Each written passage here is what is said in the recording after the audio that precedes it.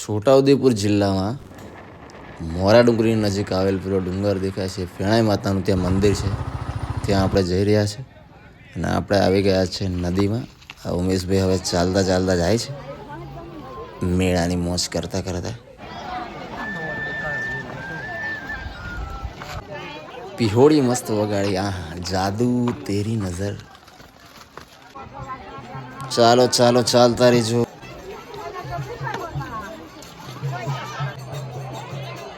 જય ભોલેનાથ, હર હર મહાદેવ, શંભુ. ચાલો ચાલો હા ને મળીએ તા. અમારે હજી ચડવું ચડવું પડે. ચાલો માતાજીના નામ પર ચા પીતા દીધો. હા ભાઈ, ચા પીતા જજો બધા. જ્યારે પણ તમે દર્શન કરવા જાઓ તો પાણીનો બોટલ લઈને જ જજો, કારણ કે પાણી ઉપર છેક સુધી મળતું નથી. તો પાણી અવશ્ય લઈને જવું, બાકી થાકી જશે. દર વર્ષે આંબળા એકાદશીના દિવસે હજારોની સંખ્યામાં ભાવિક ભક્તો ફેણાઈ માતાના દર્શન કરવા આવતા હોય છે. અને એવું કહેવાય છે કે મહાકાળી માતા, ભદ્રકાળી માતા અને આ ફેણાઈ માતા 3 બહેનો હતી. તો આજે ફેણાઈ માતાના દર્શન કરવા અમે આવ્યા છીએ. જ્યારે બી ટ્રેકિંગ કરતા હોય તો મનમાં નક્કી કર્યું કે મારે એકવાર જવાનું છે એટલે જવાનું. વિચારવાનું ને કે નહીં જતો થાકી ગયો. વિચારવાનું નહીં, વિચારશો તો નહીં મેળ પડે. ચાલતા જ રહેવાનું. અને ઓહો, આ શું સુંદર દ્રશ્ય છે. છેક ત્યાંથી અમે આવ્યા ચાલતા એ જગ્યા પરથી. અને આપણે હમણાં અહીંયા પહોંચી ગયા છે. અમે સવારમાં વહેલા આવ્યા તો મજા આવી જાત, પણ હમણાં કંઈ વાંધો નહીં. તડકો છે 1 વાગ્યાનો, 1 નંબર. અને બધા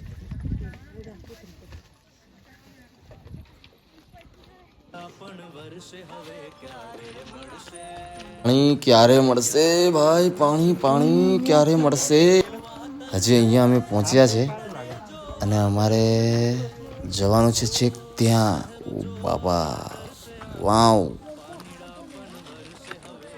વિચાર તો ઘણી વાર આવે કે નહીં જવું, પણ આ કાકીને બી ચાલતા જોઈને અમને હિંમત આવી કે ના ભાઈ, આટલી ઉંમરે ચડતા હોય તો અમે કેમ નહીં. એન્ડ ફાઇનલી 1 કલાક પછી અમે પહોંચી ગયા ફેણાઈ માતાના મંદિરે. વાહ, શું નજારો છે.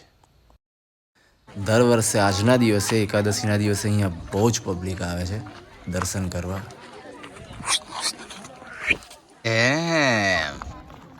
મારે પણ દર્શન કરવા આવવું જોઈએ. દર વર્ષે મજા આવે. અને આટલા તડકામાં ઓહો, શું પબ્લિક યાર દર્શન કરવા ઊભા છે. સેલ્યુટ છે ભાઈ. નદીનો રસ્તો તો જાણે નાગની જેમ દેખાય છે, કડક. ઓહ વાહ.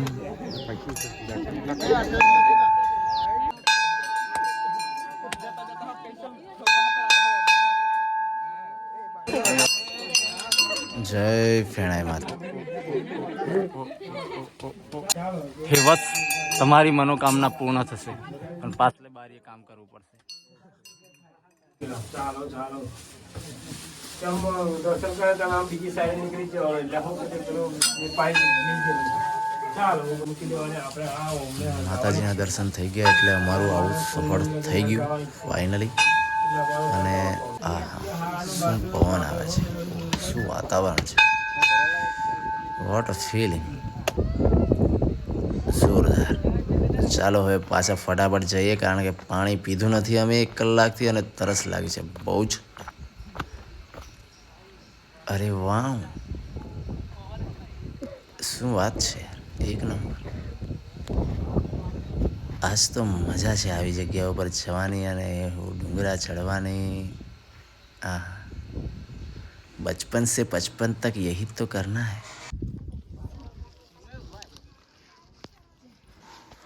ओह, શું લોકેશન છે. વાહ, thank you Umeshbhai, thank you દોસ્ત. क्या वीडियो बनाया है तूने मेरा. हाँ, थैंक यू. 5 रुपये दे दूंगा तेरे को.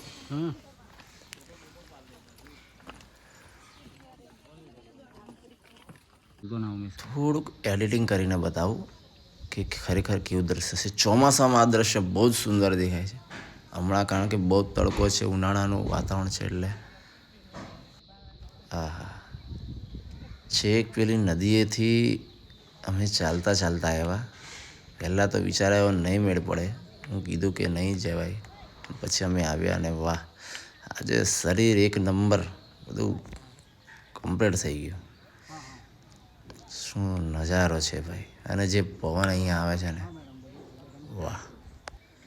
એક દિવસ ચાલી લીધું, ડુંગર ચડી દીધું એટલે મતલબ મહિનામાં શરીર એક નંબર. સરસ મજાનું દ્રશ્ય.